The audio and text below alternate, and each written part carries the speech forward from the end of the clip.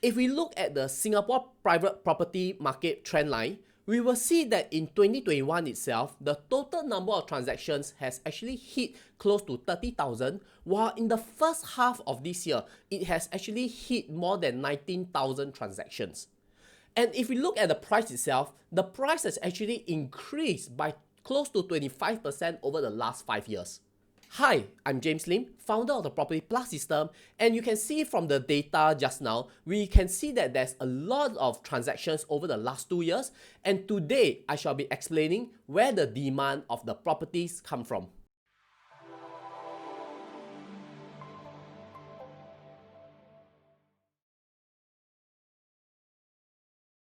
The first group of private properties or condominium buyers are actually the HDB upgraders.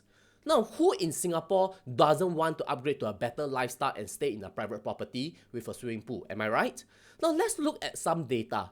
Now, if we compare 2018 and 2019, you will see that in 2018, there's 13,000 new MOP HDBs, while in 2019, there are actually 26,000 newly MOP HDBs. And this has actually doubled. So if we look at the last 5 years consistently from 2019, you will see that in this year right now, there are actually 30,000 new MOP HDBs entering into the market. And this group of people has actually made profit from your HDB, from your BTO, and they are actually looking to upgrade your lifestyle. Moreover, which means there is a very strong demand that is available right now.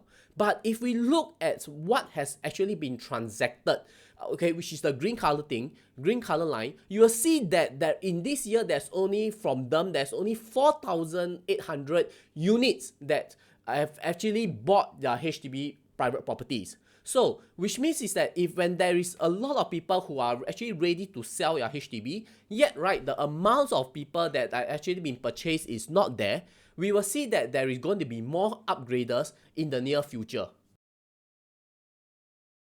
The second group of private property buyers are actually the permanent residents in Singapore. Now, they do not know whether will they be renewing their PRs or not, so it is safer for them not to buy a property in Singapore in the past. But however, if we look at the rental rate right now, in the past, in 2018, it was roughly around $3.20 per square foot per month, and now it has actually risen to 3.96 per square foot per month, which is close to a 22% increase in rental. Now, for them, this 22% increase of rental is actually pretty significant, and hence, right now, they have actually changed their mindset and prefer to buy a property in Singapore instead. The third group of private properties buyers are actually the private properties owners themselves. So in this case, they are actually looking to upgrade to either a bigger unit, a landed, maybe a newer development, or simply to decouple and buy multiple properties. The last group of private property buyers are actually the foreigners themselves who want a place to stay in Singapore. Now, in the past few months, you may have seen news that there are some foreigners who are buying multiple properties in Singapore and they are paying like 30 million over of taxes to the government. But there is many that has actually not been reported. In my line of work for the past few months or even the 1 year itself, I actually received much more inquiries from foreigners who are inquiring on buying properties in Singapore. One of the main challenges that they do have is to pay the additional tax ABSD of 30%, which they are trying to avoid. And to be honest with you, there are some ways or there are methods in which they can actually avoid paying these taxes. Now, why are actually foreigners buying properties in Singapore? Now, because Singapore itself is a very good tax haven, it has world-class infrastructure, and it is a business hub. And therefore, they would like to relocate into Singapore to set up a home office in Singapore or to set up a business hub in Singapore itself. Now, if we look at other things such as infrastructure, Singapore has actually very good infrastructure, and the main reason why they would like to come over to Singapore is also because of our world-class health care and also our education. So these are the two reasons why they want to come into Singapore. Now, if you ask me where are they coming from, in the past 10 years ago, majority of them actually comes from Malaysia and Indonesia.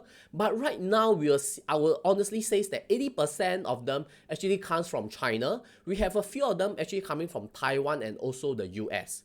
Now, why China?